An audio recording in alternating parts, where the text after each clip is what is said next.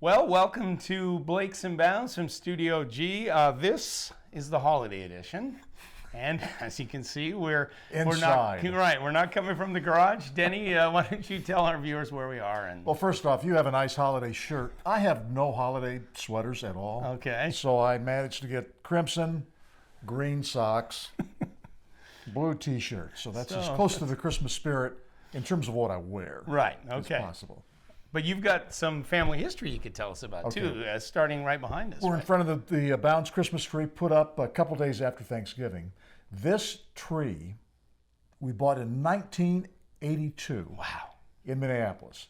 We had regular trees throughout the years, and they'd sit in the corner, and it would get dry, and the pine needles would fall. And I'm thinking, we've got small kids in the house. It's a fire hazard. Right. Let's get artificial tree. So we picked this one up, and we've had it ever since.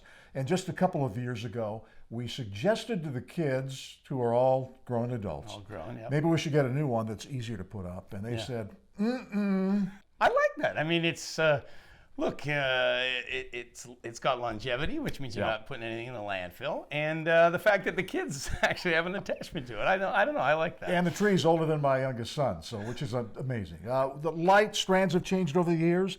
Some of the same ornaments we have, but we've added over the years, and we don't put up as many as we used to because it's a lot easier that way. Right. Well, what we're going to do today, we're going to read the classic tale, "'Twas the Night Before Christmas." So Bah, humbug. hopefully Dennis is in a good mood, and is going to read it for us. So we're going to read the story. I've also been out and about and shot some Christmas lights. Okay. So we're going to show some classic Christmas displays that are out there in the greater Seattle area. So you're going to get a chance to see that as well. Is it time to read? I think it's time to read. Dennis, why don't you start things off for us? Okay. My wife told me, don't read it like you're reading a news story. So.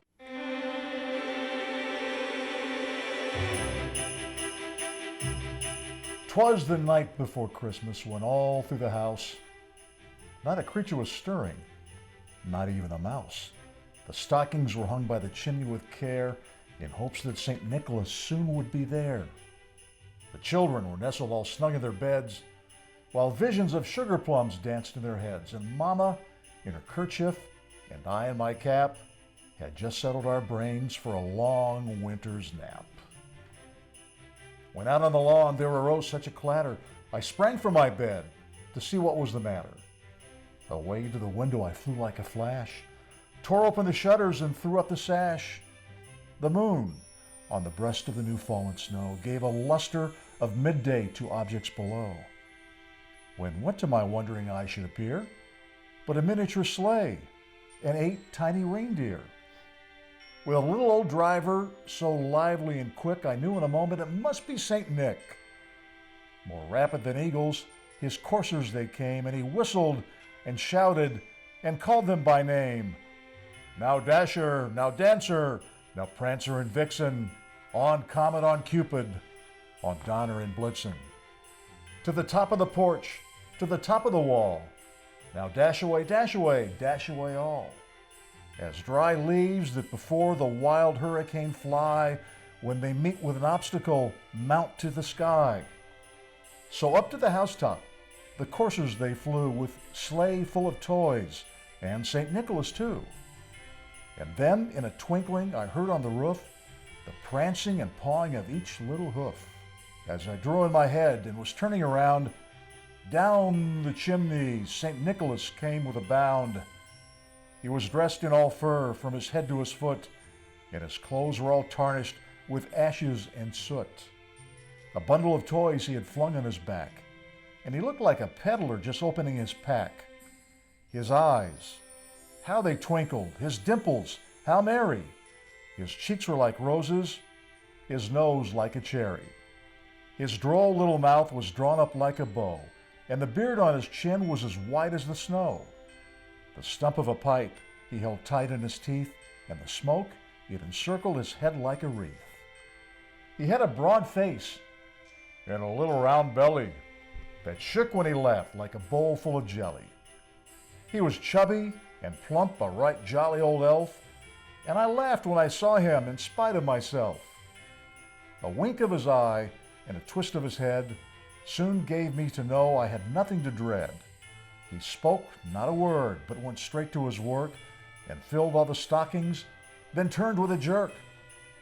And laying his finger aside of his nose and giving a nod, up the chimney he rose. He sprang to his sleigh, to his team gave a whistle, and away they all flew like the down of a thistle. But I heard him exclaim ere he drove out of sight, "Merry Christmas to all, and to all a good night." Very nice, Denny. It is. The end. I have to read the whole script. Right, there is copy there, isn't there, that says the end. That's very nice. It's a classic tale, as we all know. It is a classic tale, and I've read it before for you. Yeah, we did it a few years ago during COVID. We did it. Yeah. Why not do it again? Why not do it again? And we're doing a little bit different style this time. We've a little more Christmas decorations behind it. It looks festive. It does. So. And it actually, despite it being artificial, smells festive because I have a spruce candle burning. Very good. A nice touch, Dennis.